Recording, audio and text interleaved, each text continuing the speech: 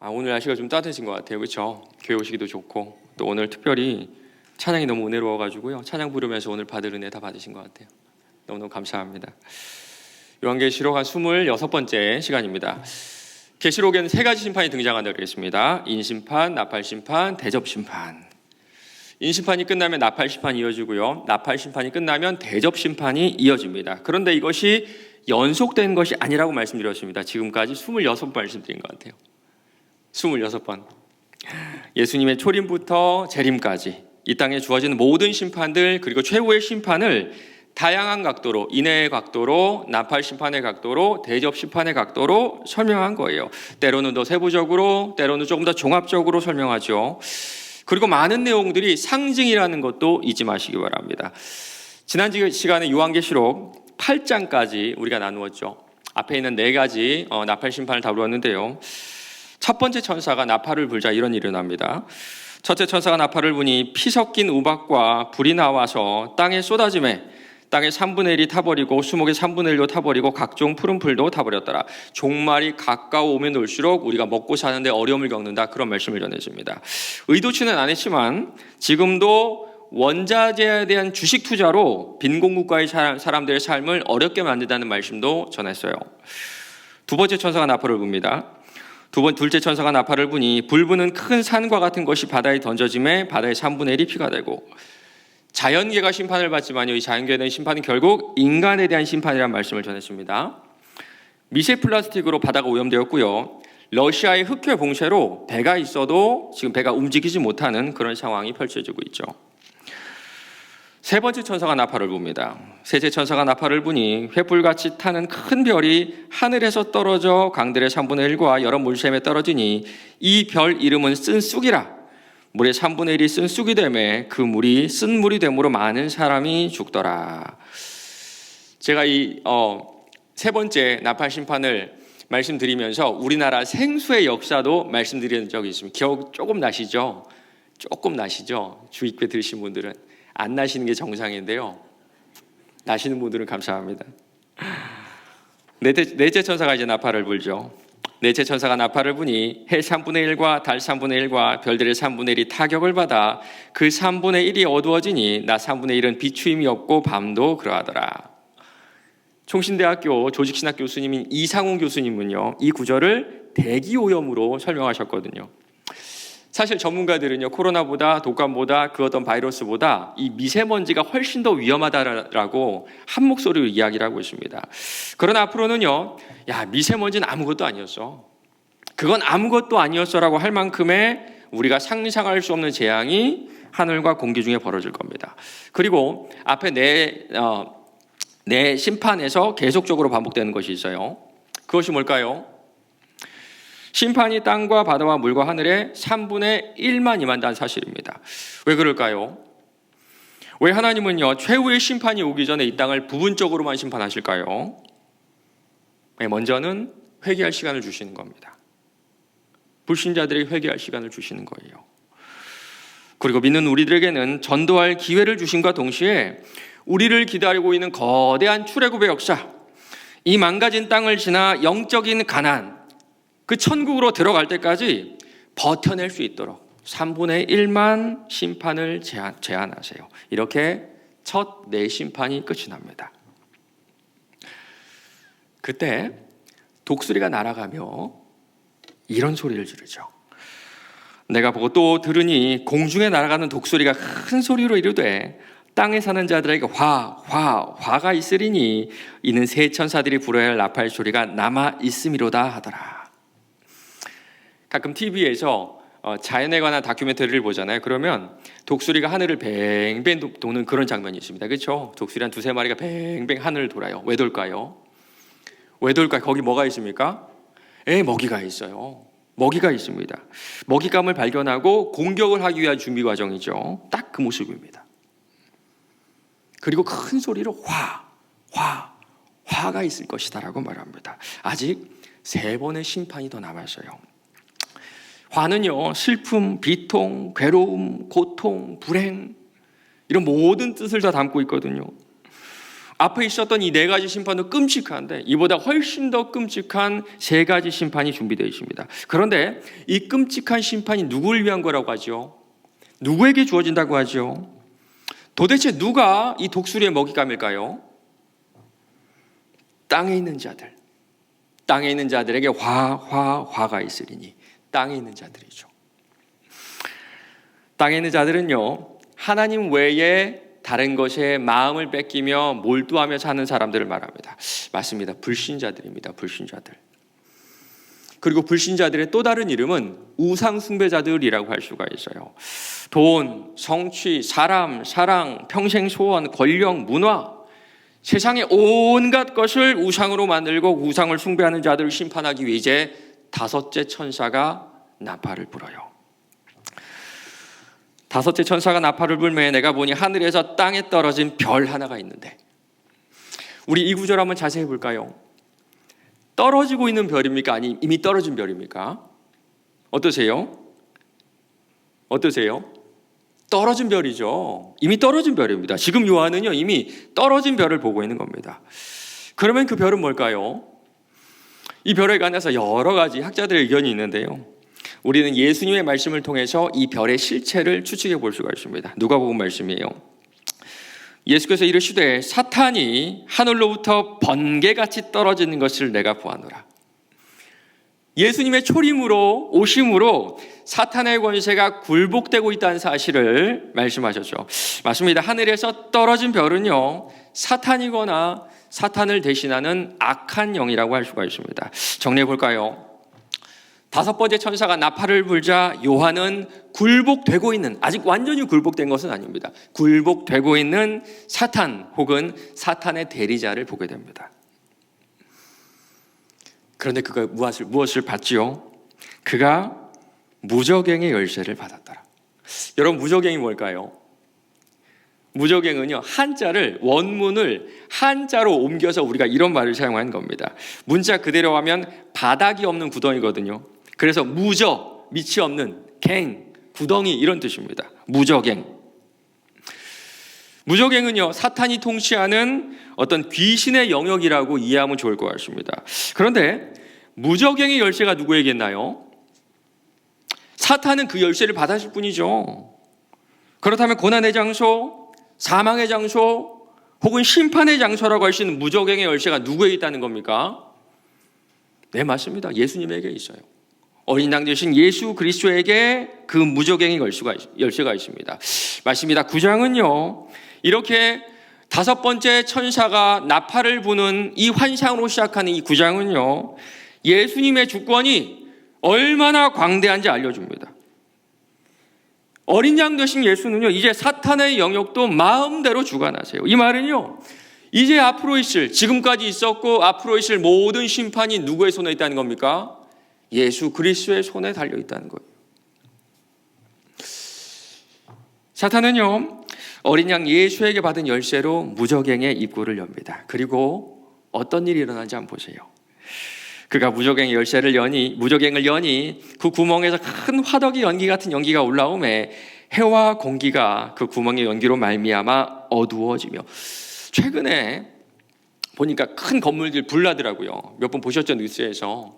근데 불이 나면 불이 세면 셀수록 연기가 참 많이 나더라고요. 그리고 연기가 많이 나면 어떤 일 벌어진 줄 아세요? 앞이 보이지가 않습니다.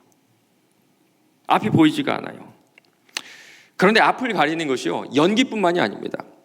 또 황충이 연기 가운데로부터 땅 위에 나오매, 황충은요 메뚜기라고 생각하시면 좋을 것 같아요.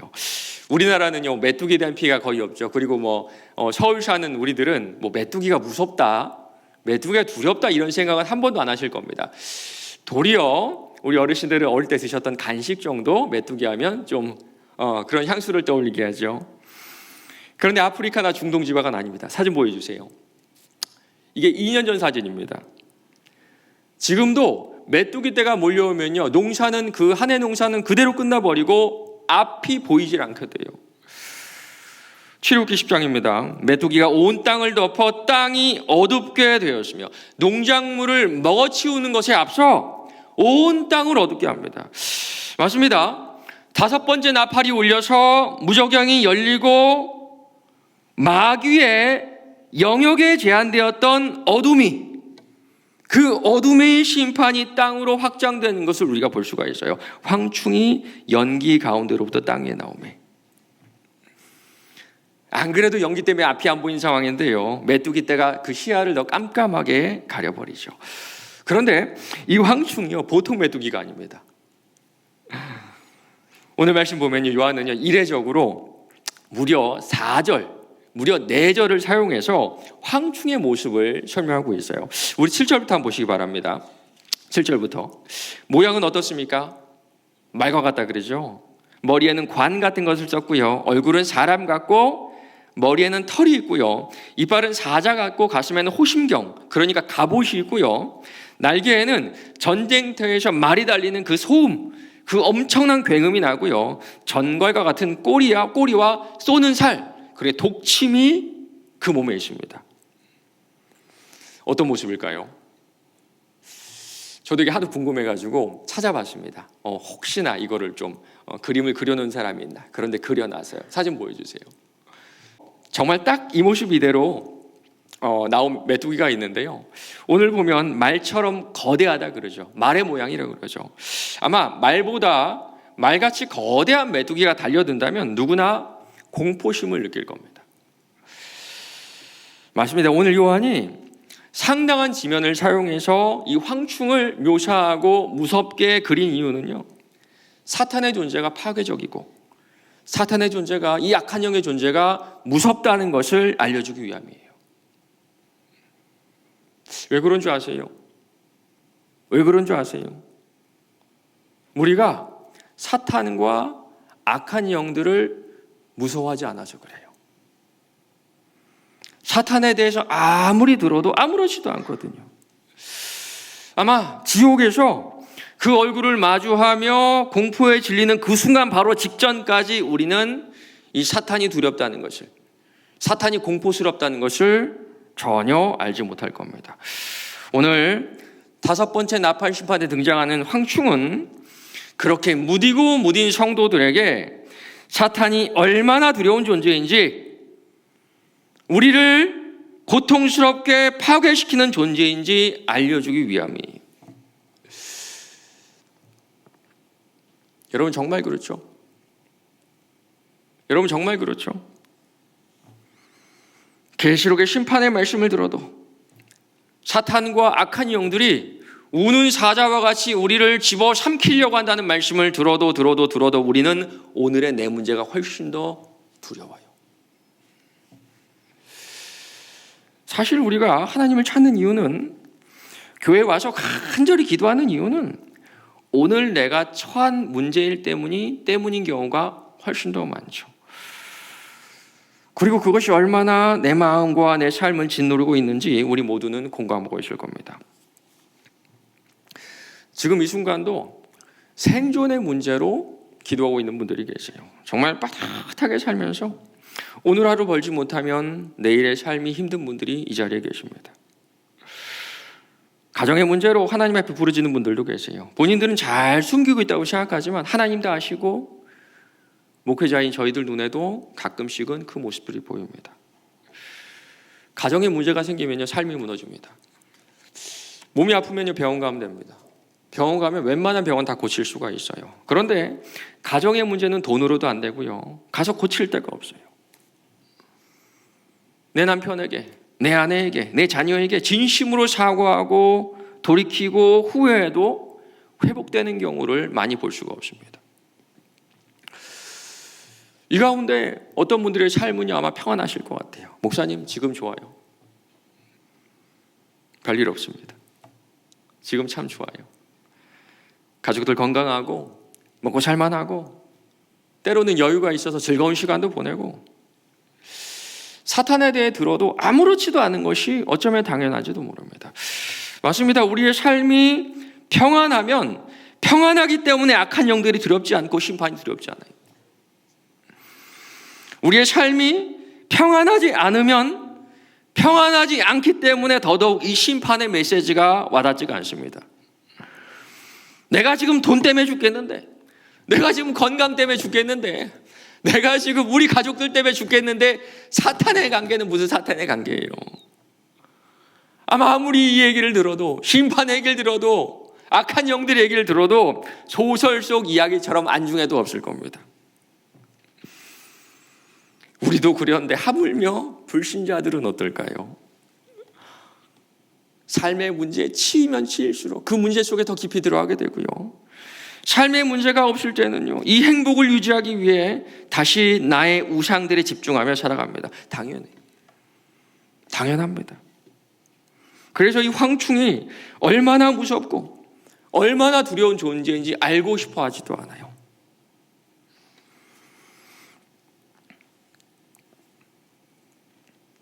그러나 예수 믿는 우리는 우리 인생 바로 옆에 있는 이 메뚜기 떼가 얼마나 두려운 존재인지 알아야 됩니다. 오늘 요한이 본 메뚜기 떼는요, 사실 요엘서에 있는 예언의 말씀이에요. 파종이가 남긴 것을 메뚜기가 먹고, 메뚜기가 남긴 것을 느치가 먹고, 느치가 남긴 것을 황충이 먹었도다. 그의 모양은 말 같고 그 달리는 것은 기병 같으며 그들이 산 꼭대기에서 뛰는 소리는 병거 소리와도 같고 불꽃이 건보를 차린 소리와도 같으며 강한 군사가 줄을 버리고 싸운 것 같으니 그 앞에서 백성이 질리고 무리의 낯빛이 하얘졌도다. 요엘서에서 나오는 심판의 수단도 메뚜기 떼입니다. 그 결과가 뭔지 아세요? 먹을 것이 우리 눈앞에서 끊어지지 아니하였느냐? 기쁨과 즐거움이 우리 하나님의 성전에서 끊어지지 아니하였느냐? 씨가 흙덩이 아래에서 썩어졌고 창고가 비었고 곡간이 무너졌으니 이는 곡식이 시들었음이로다. 극심한 기근이죠. 맞습니다. 오늘 나팔 심판을 통해서 불신자들에게 주어지는 심판은 기근입니다. 그런데 밥이 없어서 고생하는 그런 기근이 아니에요. 그들에게 이르시되 땅에 풀이나 푸른 것들이나 각종 수목은 해하지 말고, 우리 가운데서도 내일 음식이 없어, 내일 먹을 밥이 없어서 지금 이 자리에 기도하러 오신 분들은 아마 한 분도 안 계실 것 같아요. 이 기근은 영적인 기근입니다. 무적행에서 나온 메뚜기가 하는 역할은요, 우리의 영적인 눈을 어둡게 하는 거예요. 연기로 가리워진 우리의 눈을 더 어둡게 만들어 버립니다. 출애굽 당시에 하나님께서 메뚜기 떼를 애굽에 보내시죠. 모세가 애굽 땅 위에 그 지팡이를 들매 여호와께서 동풍을 일으켜 온 낮과 온 밤에 불게 하시니 아침이 되매 동풍이 메뚜기를 불러들인지라. 메뚜기가 애굽 온 땅에 이르러 그 사방에 내림에 그 피해가 심하니 이런 메뚜기는 전에도 없었고 후에도 없을 것이라.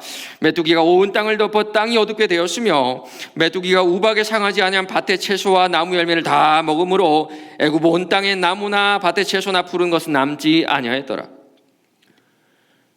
메뚜기가 애굽의 온 수목들을 먹었을 때 애굽 사람들은 공포에 사로잡혔습니다. 바로도 황급하게 모세의 요청을 들어주죠. 그런데 금세 어떻게 되는 줄 아세요? 이스라엘 자손을 보내지 아니하였더라. 여러분 왜 그런 줄 아세요?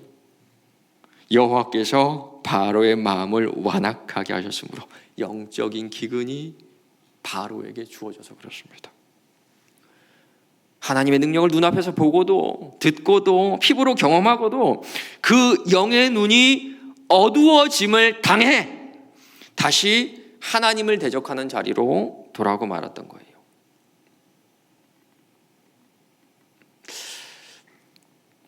칼빈이라는 사람의 이야기를 한번 들어보시기 바랍니다.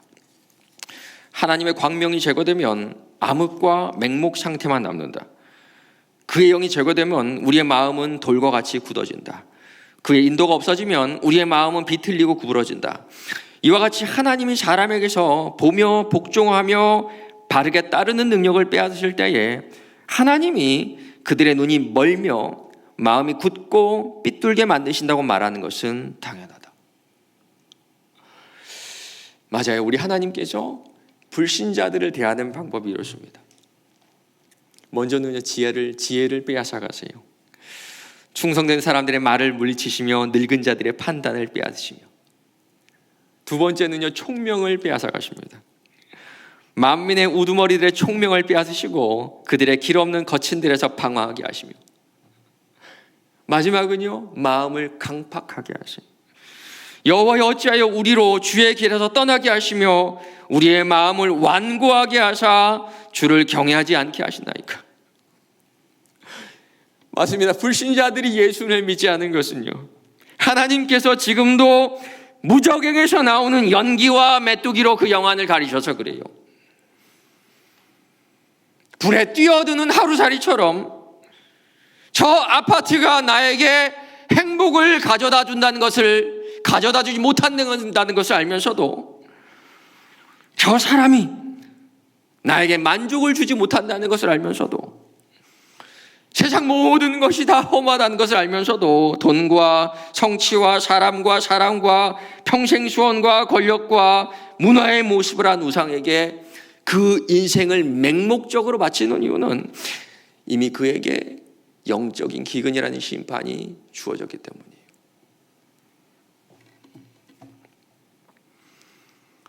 그리고 훨씬 더 중요한, 그리고 두려운 사실이 남아 있습니다. 우리 앞에 4가지 나팔 심판을 떠올려 볼까요? 참 무섭죠.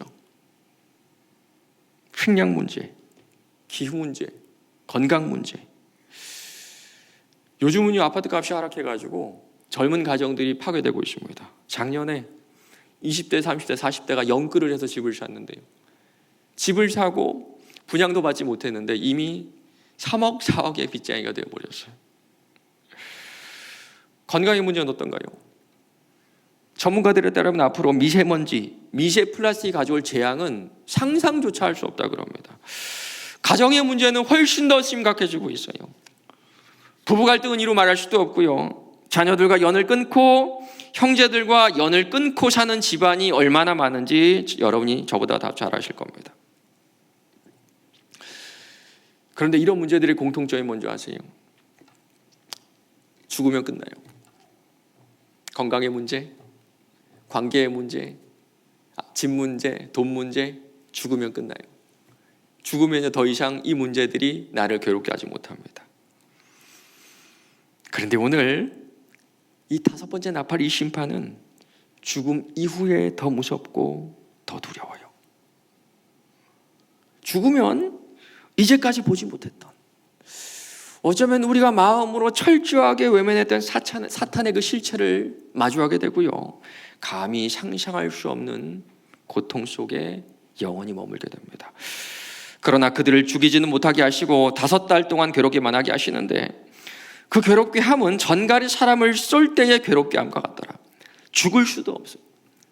죽기를 원해도 죽을 수가 없습니다. 그날에는 사람들이 죽기를 구하여도 죽지 못하고 죽고 싶으나 죽음이 그들을 피하리로다. 전갈에 쏘이면요, 죽진 않는다고 합니다. 그런데 그 고통이 이루 말할 수 없다 그래요.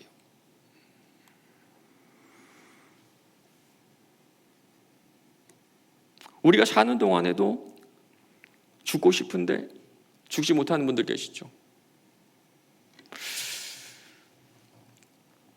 제가 공부한 게 이쪽이어서 참 부부에 관심이 많은데요, 이혼하고 싶어도 애들 때문에 이혼하지 못하는 부부가 얼마나 많은 줄 아세요? 애들 때문에. 정말 죽고 싶어도 내 눈앞에 다니는 애들 때문에, 나를 낳아주신 부모님 때문에 인생의 실 하나, 그거 하나 잡고 살아가신 분들이 얼마나 많은지. 어쩌면 오늘 이 자리에 오신 여러분들 가운데서도 내 자신에게서는 살아갈 이유를 찾지 못하는 분들이 계신지도 모릅니다. 그러나 두려운 사실은 죽어도 끝나지 않는다는 거예요. 도리어 죽으면 살면서 경험했던 것과는 비교할 수 없을 정도로 큰 두려움과 공포가 시작됩니다. 그리고 이제는 온 마음을 다해 죽고 싶어도, 죽기를 시도해도 죽을 수가 없어요. 왠 줄 아세요? 여러분 왠 줄 아십니까? 다분히 의도적이기 때문에 그래요. 앞에 내 심판을 설명하면서 제가 계속적으로 반복했던 것이 뭡니까? 인간이 자초한 것이다. 하나님께서 사람을 내버려 두시면 인간이 자초해서 스스로를 죽이고 자연을 파괴한다. 그런데 5번째 심판부터는 다릅니다. 하나님이 적극적으로 사람의 마음을 강팍하게 하세요. 저한테는 이 말씀이 이렇게 들립니다. 나는 저 사람을 어떤 일이 있어도 지옥에 던져 넣을 거야. 나는 저 사람 하나는 영원한 고통 가운데 집어넣을 거야. 누구도 내 뜻을 돌이키지 못해.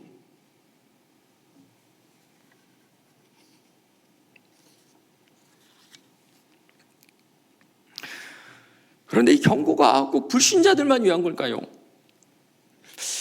우리는 요한계시록이 성도들에게 쓰여진 편지임을 기억하셔야 됩니다. 맞습니다. 교회 안에도 불신자, 우상 숭배하는 사람들이 있을 수가 있어요. 요즘에 제가 가장 많이 부르는 찬양이 있습니다. 예수도 알기 원하네.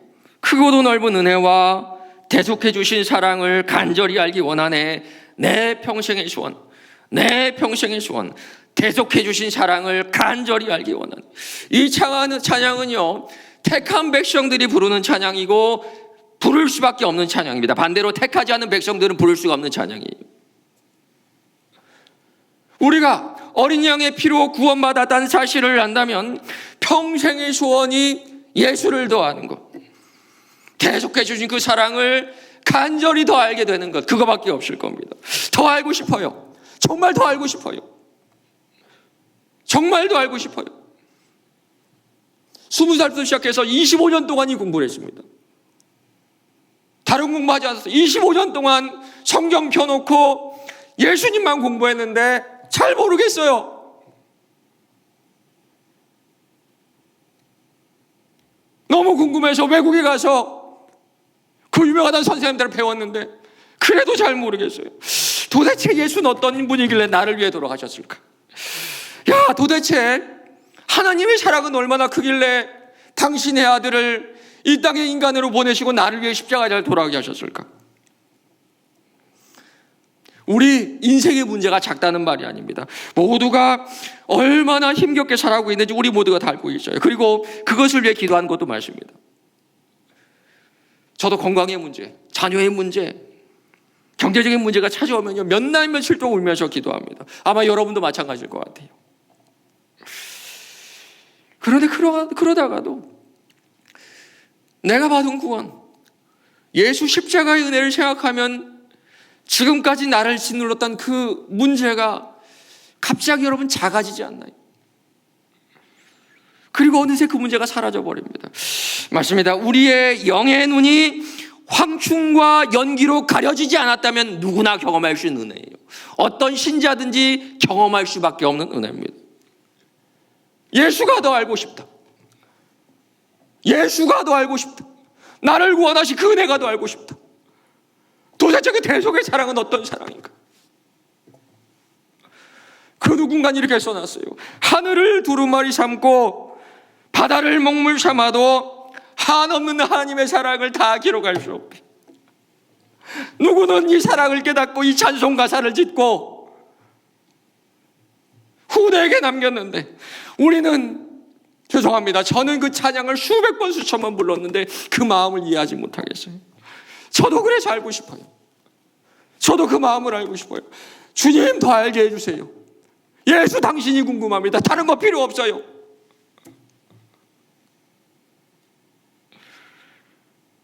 성령 충만하게 해주셨어요. 저도 그 사랑을 깨닫고 싶어요. 그래서 나도 그 마음으로 당신을 사랑하고 싶어요.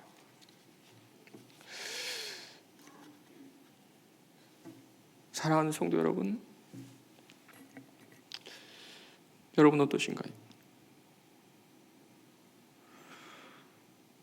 지난 6개월을, 지난 1년을 돌아보셨을 때 여러분이 이런 기도 제목으로 기도하신 적이 있나요?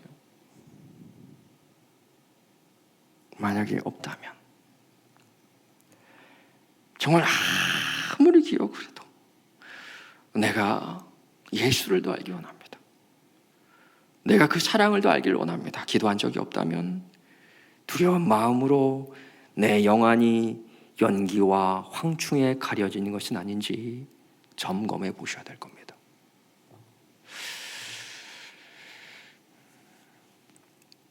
말씀을 맺겠습니다.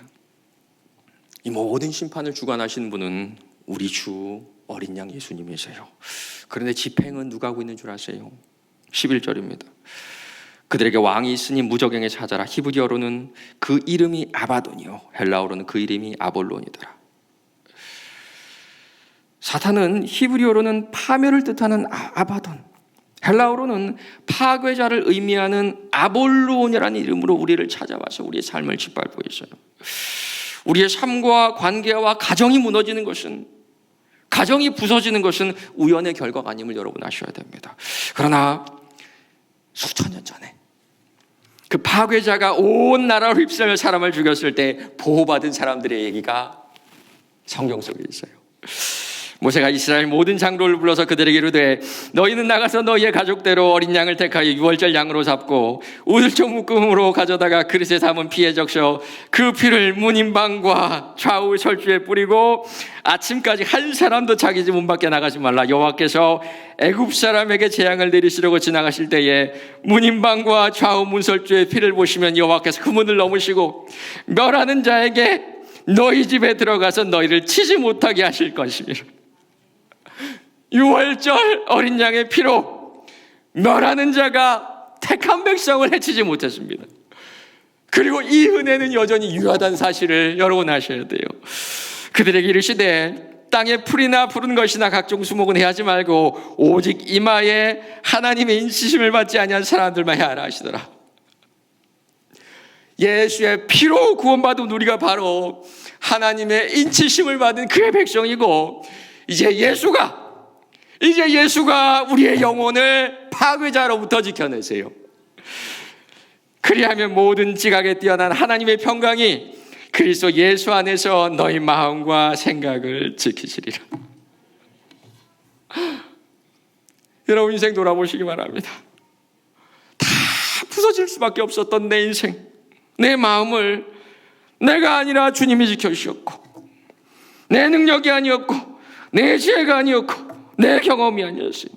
오직 유월절 어린 양의 피가 불구덩이로 뛰어들던 나를 멈추게 하셨고, 지금 이 자리까지 나의 마음도 나의 생각도 지켜주셨던 겁니다.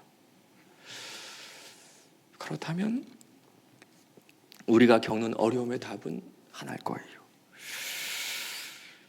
여전히 온갖 우상이 나를 유혹하고 속일 때, 그리고 혹시 지금 인생의 아픈 문제로 아무에게 내놓지 못하고 숨 쉬는 것도 어려운 분이 계시다면 믿음으로 이 말씀을 선포하시기 바랍니다. 나에게 어린 양의 피가 묻어 있다. 예수가 나의 마음과 생각을 지키신다. 사탄아 물러가라. 사탄아 물러가라. 나와 내 집은 오직 여호와를 섬기겠노라. 주님 오시는 그날까지 그리스도의 순전한 신부로 단장하시는 저와 여러분 되시길 바랍니다.